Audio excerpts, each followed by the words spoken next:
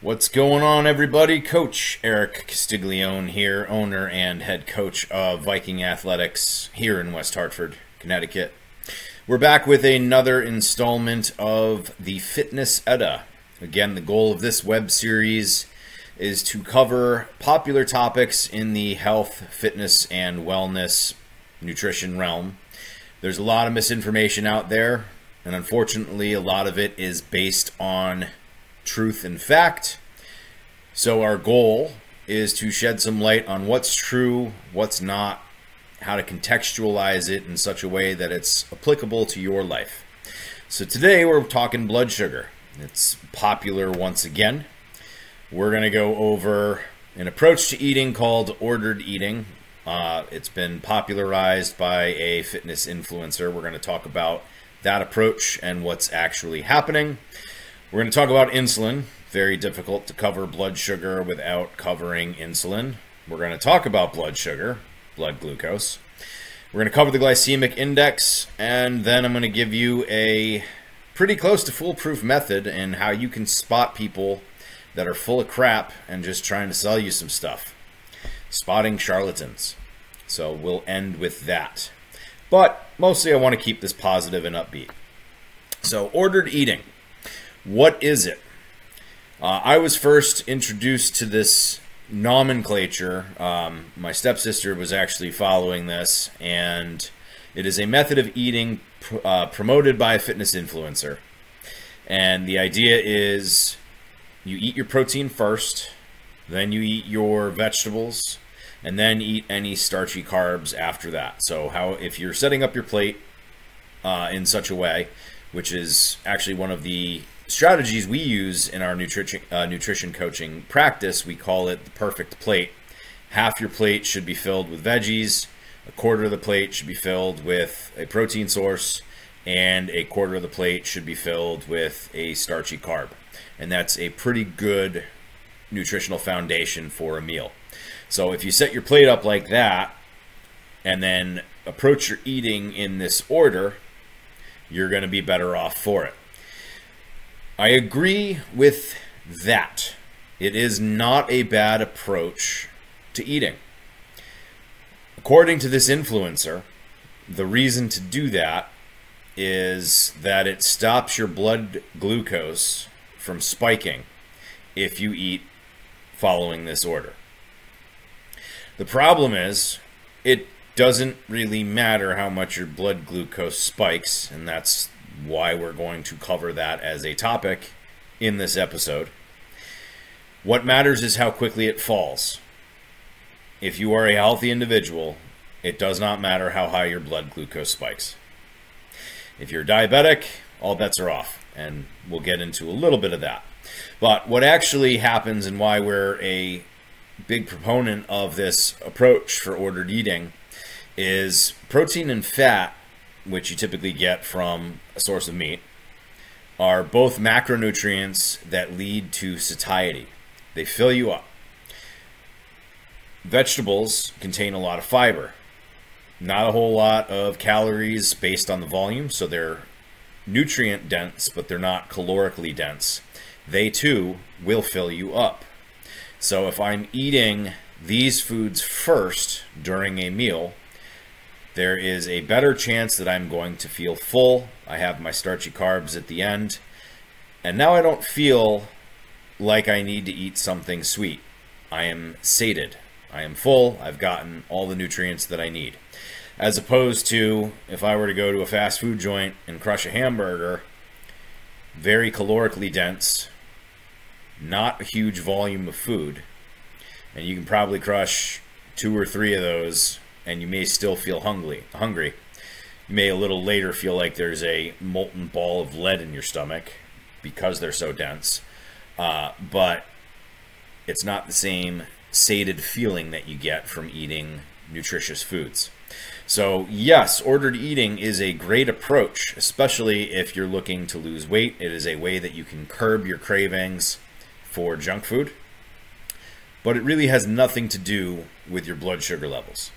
And frequently we see insulin get blamed for a lot of things. And that is the common refrain of people that are telling you that you need to be aware of your blood glucose, because the thought is, if my blood glucose spikes, I'm going to have high insulin spikes. It's going to lead to a slew of problems, and you can see it in the second bullet point here. It's considered a storage hormone. So what I want to talk about is what insulin actually does and why our traditional understanding of it is actually backwards. So to dive into that, it's important to note how insulin was discovered, because the history of it is actually what leads to the backwards understanding of it. It was discovered as the missing piece in type 1 diabetics. So in the 1920s, as diabetes was being explored and studied, scientists realized that the hormone insulin was a missing piece that was causing issues in the type 1 diabetics. That's what led to synthetic insulin being supplemented. And when that happened, what scientists saw was blood glucose being funneled from the bloodstream into the cells, and insulin was dubbed to be a storage hormone. So it is frequently blamed, if I eat a ton of sugars, my insulin's going to spike, it's going to shove all the sugars into my cells, and I'm going to get fat because of it.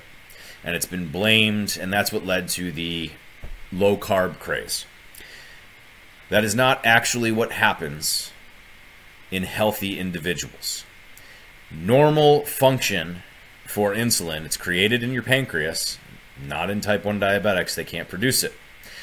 And what it does first in normal levels is it prevents the production of glucagon.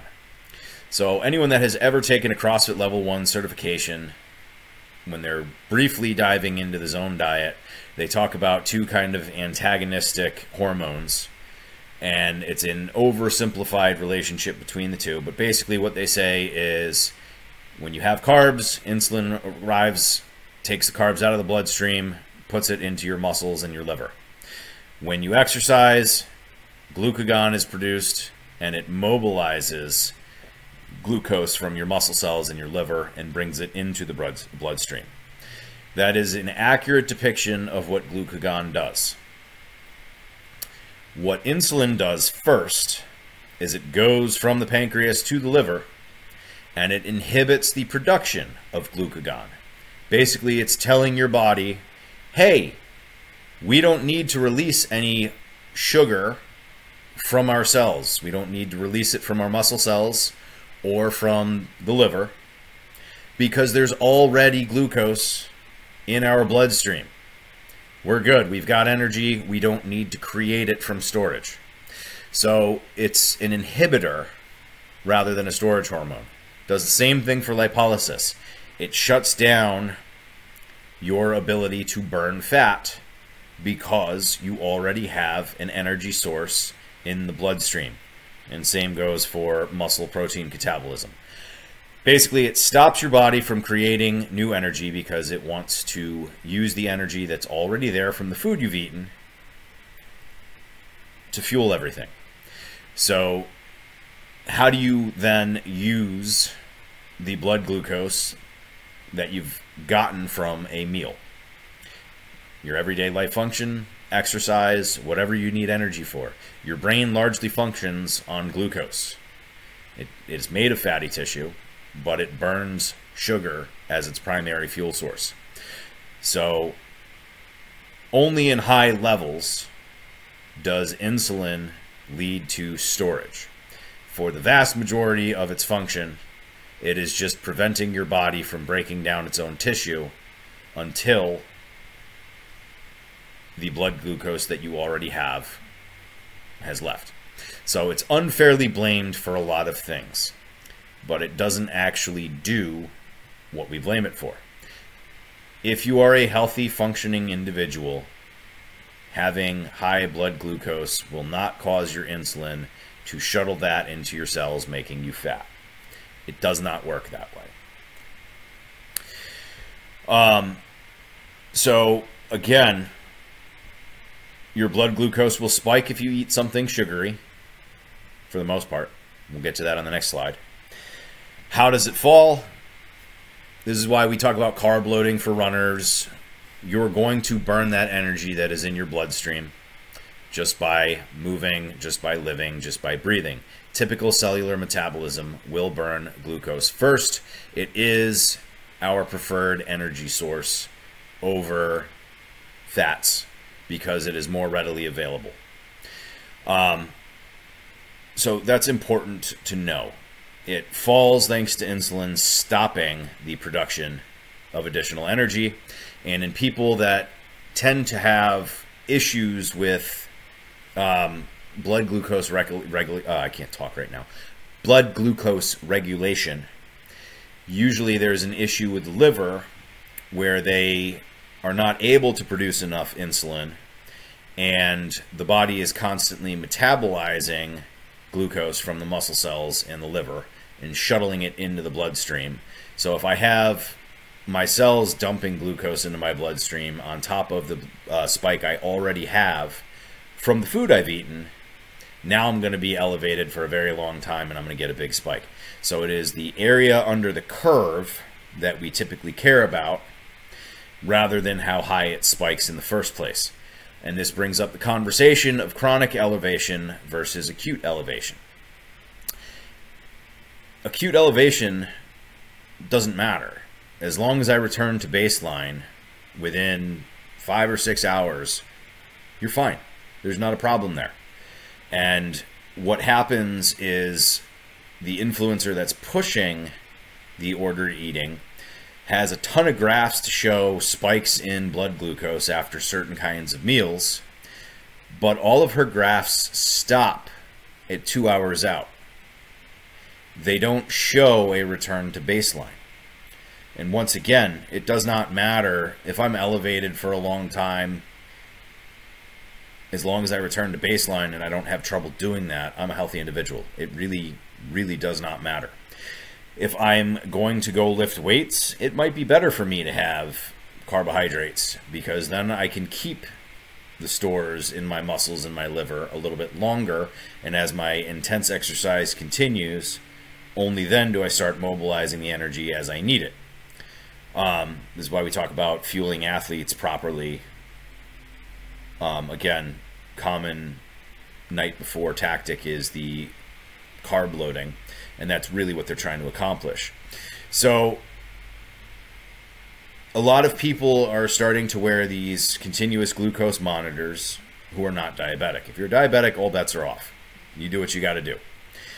But if I am an otherwise healthy individual, it is the area under the curve that matters in a 24-hour period. 2 hours is not enough. If I am never returning to baseline, then I have chronically high levels of blood glucose, and then I'm probably going to run into, that probably means that I have an issue with my insulin. If I am insulin resistant and I'm not sensitive to it, then my body will be continuously mobilizing glucose from my liver and my muscle cells, and that's, again, what leads to that chronic elevation of blood sugars.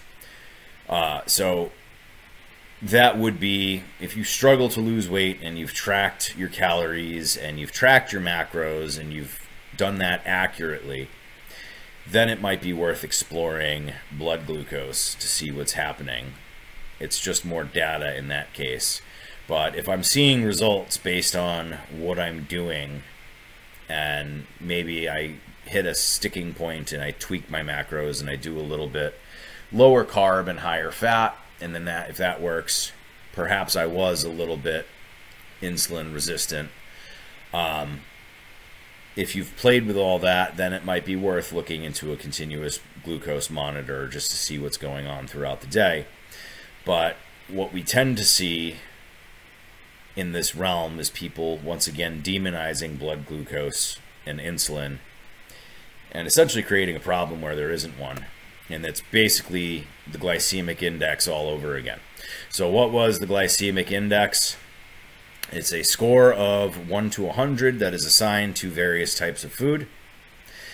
And it is based on how high those foods spike your blood sugar. a score of 100 is basically you eating glucose. If I were to literally eat sugar, I'm going to have a spike commensurate with 100. And does it matter? No, unless you're eating a single food. Like if I'm just eating straight up sugar, straight candy. If I'm diabetic, again, I want to be aware of it. But ultimately, you blunt the effect of any one food by mixing it with something else. Again, we're going back to ordered eating. Yes, it will blunt your blood sugar spikes, but ultimately that doesn't matter. My favorite example of this is if you mix a sugary substance with anything that has texture, whether it's protein, fiber, or even fat, you're going to blunt the spike that you see in blood sugar. So ice cream is actually fairly low on the glycemic index. You wouldn't suspect that, given that it's sweet and it has a high sugar content, but because there's also protein and fat present, you don't get quite as much of a spike.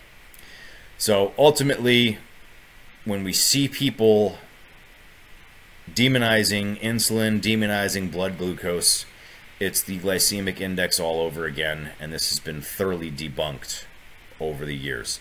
It's another name for this. So ultimately, how you can tell somebody's full of crap is they go out of their way to create a problem where there isn't one. Why do they do that?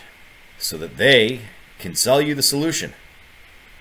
So as with this fitness influencer, they sell anti-spike pills. I believe it's apple cider vinegar, or it's a proprietary blend or something like that. But ultimately, this person is claiming that having spikes in your blood sugar is a health risk, and then they are selling you the solution to that. And if you see people creating a problem and selling you a solution, they are probably full of crap. I'll be upfront with you. I have no problem giving out information for free.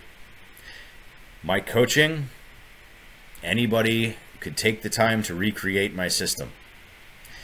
If I do my job correctly, individuals will not need me anymore. They keep coming back because they like the accountability piece, and that's really the biggest one, is they don't want to have to think for themselves and do it for themselves. But there is nothing revolutionary in my approach. I distill things down so that they are understandable, they are manageable, and they get people results largely through compliance and because I'm not overcomplicating things. I'm very upfront in what I'm selling, and I want you guys, our viewers, to understand when you're being sold a bill of goods. Nothing is that complicated. It's all fairly simple. It's just a matter of doing the simple things. Instead, a lot of us like to look for scapegoats. I can't lose the weight that I want to lose. It must be my blood sugar. It's not my fault. It's my blood sugar. In most cases, it's not. And you can take action. Some people don't like that. They feel like they're being blamed. I actually like that approach because for me, it's empowering. It is a mess of my own making, therefore I am the one with the power to clean it up. I like that approach. I like to help people who share that idea, and if they need accountability, that's why they come to us. Then again, we do get people that don't care to learn this stuff, and if you're one of them, I'm not really sure why you're watching this video. Maybe you're trying to change. In any case, insulin and blood glucose are unfairly demonized. If you are a healthy individual, eat a balanced diet, blood sugar spikes don't matter. And I hope this was informative for you. We'll catch you guys next time. As always, if you enjoyed this content, please give our channel a like, give us a subscribe. We need it for the algorithm. We're trying to reach as many people as we can with good information. Catch you guys next time.